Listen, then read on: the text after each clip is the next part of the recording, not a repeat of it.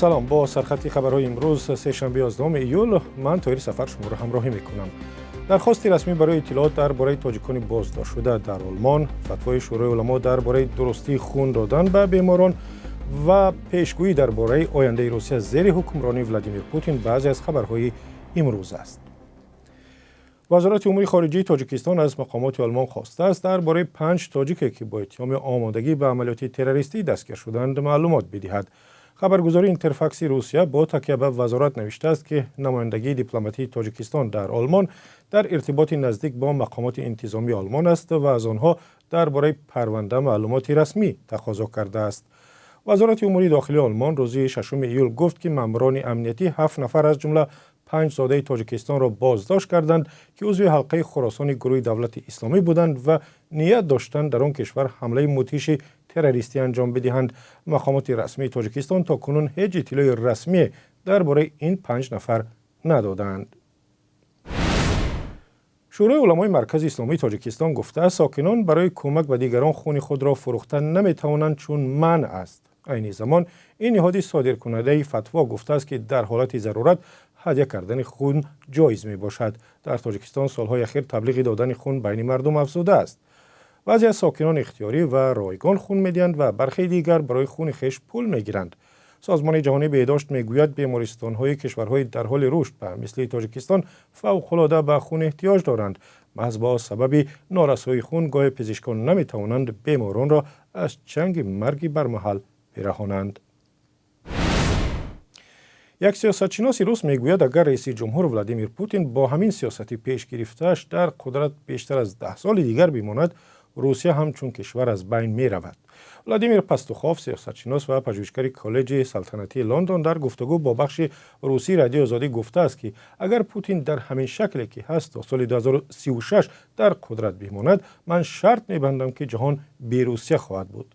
ولی اگر ما را از خود و رژیمش اندکی بیشتر یا پیشتر خلاص کند، روسیه شانس دارد تا سال 2050 مقامش را در عرصه جهانی بگیرد. ولادیمیر پستوخوف در مصاحبه طولانی با رادیو آزادی از سیاست‌های ولادیمیر پوتین و جاه طلبی‌های او تنقید کرده گفته است که سیاست‌های داخلی پوتین و از جمله جنگ در اوکراین هم سبب سست و ضعیف گشتن روسیه شده است.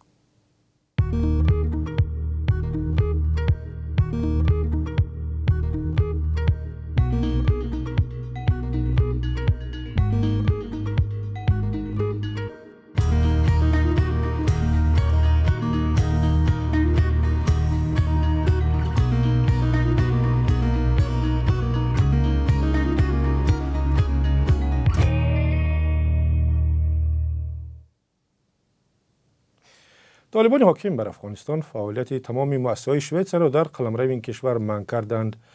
امر مذکور اعتراض طالبان بر عملکرد یک مهاجر عراقی بود که ماه گذشته نسخه از کتاب قرآن را در نزد مسجد شهر استکهلم آتش زد. درباره امر طالبان سخنگوی آنها ذبیح الله مجاهد روز 11 ایول خبر داد. شویتز سال 2021 و بعد آنکه طالبان حکومت را در افغانستان غصب کردند، سفارتش را در کابل بست. برای همین فرمان طالبان فقط به فعالیت کمیته شویتز برای افغانستان تأثیر می‌گذارد که یک سازمان خیریه غیر حکومتی است. این سازمان به مردم محتاج افغانستان کمک می‌کند. ماه گذشته یک مهاجر عراقی با آتش زدن قرآن در نزد مسجد استکهلم خشم و غضب کشورهای مسلمان نشین را برانگیخت. دادگاه ناحیه فرخار قهرمان به اصطلاح منفی یک ویدیویی را که در شبکه‌های اجتماعی بحثی دامنه‌داری را برانگیخت جریمه بسته است. بیگ احمد نظرف برای زدن و آسیب رساندن به همسایش ماه خوبان طلب و جزای مأموری گرفت، ولی جبر دیده میگوید که او راضی نیست.